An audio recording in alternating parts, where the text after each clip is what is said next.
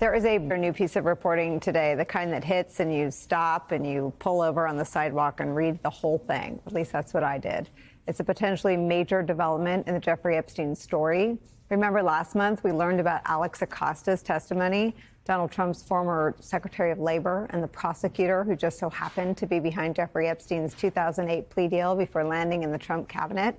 Well, he told the House Oversight Committee that he did not recall any discussion of potential financial crimes as part of his office's Epstein investigation. But today, Bloomberg is reporting this revelation. Quote, emails and documents from Epstein's Yahoo account show that prosecutors in his office discussed the financial crimes component of the investigation with Acosta and copied him on correspondence about it.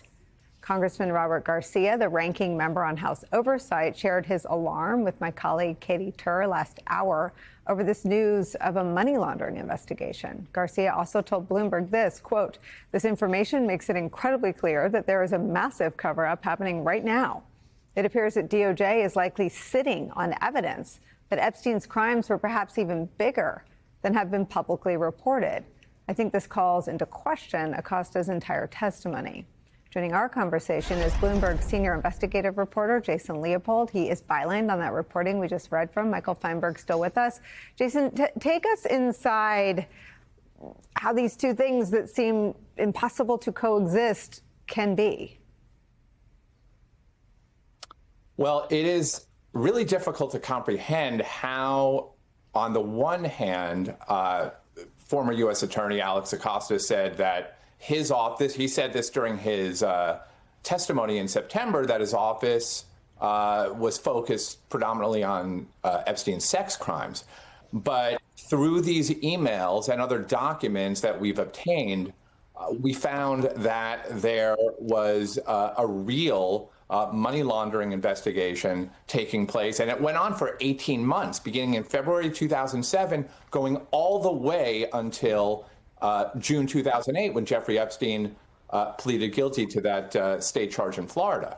So this investigation, essentially, what it shows is that the U.S. attorney who was leading the probe at the time, she subpoenaed all of Epstein's financial records. She contacted one of his most important clients about the investigation, Les Wexner, the billionaire CEO of Victoria's Secret Limited, and she, was working on this case for quite some time. And Acosta was copied on all of these communications that were going back and forth between Epstein's attorneys and his office, Acosta's office, as well as Main Justice, that sought to undercut the prosecutor and try to get this case scuttled entirely.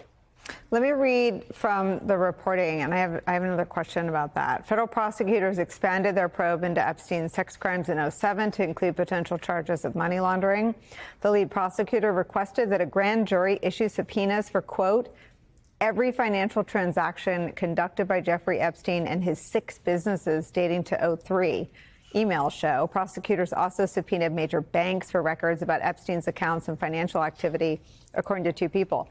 Now, what is the scenario, Jason, wherein the politically appointed U.S. attorney and maybe even Main Justice wouldn't know if someone that is a financial heavyweight with the kind of high-level contacts Jeffrey Epstein had and those kind of holdings at a major bank wouldn't have been aware? I mean, what was there any precedent where somebody like that with that much money and that kind of sort of social and economic status wouldn't be flagged for the U.S. attorney in that office and Main DOJ as well?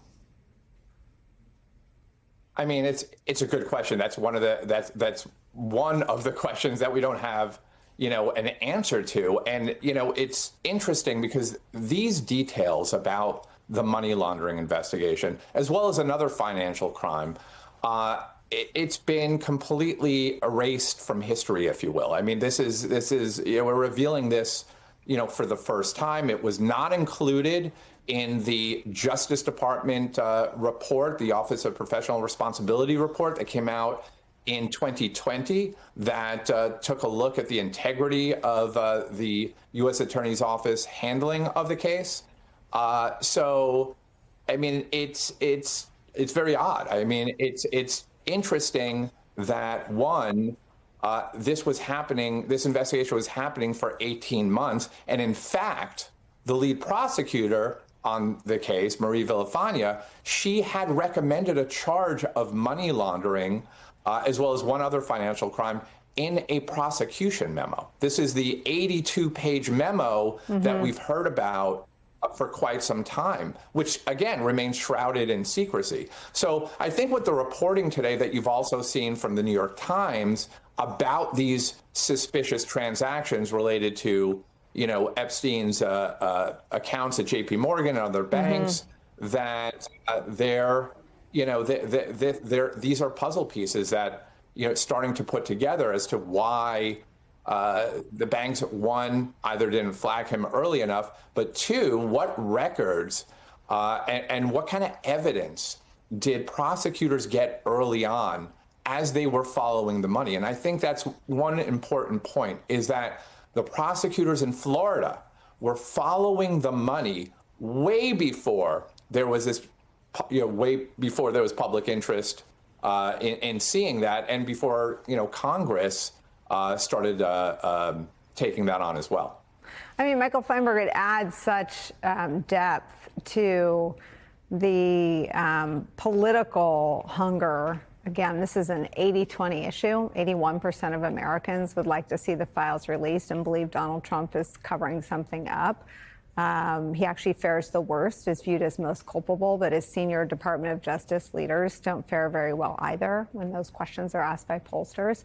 But the money and the transactions, those are not subject to the sorts of character assassination that the victims of sex trafficking, some of them were children when those crimes took place.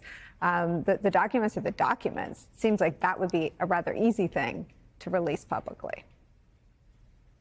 Yeah, financial statements generally don't lie. It is, as you mentioned, hard to undermine their character. They don't shade the truth. They are printed numbers and words on a page, authoritatively provided by a bank or credit institution.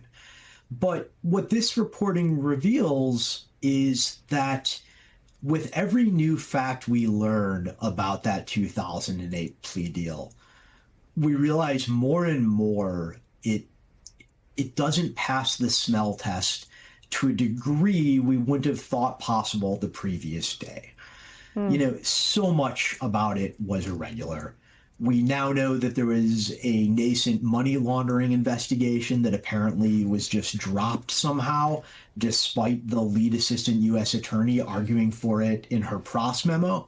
We know that, I believe, 36 alleged victims of Epstein were not consulted about the plea, even though DOJ policy generally requires victims be made aware of plea negotiations. Nothing about this seems above board.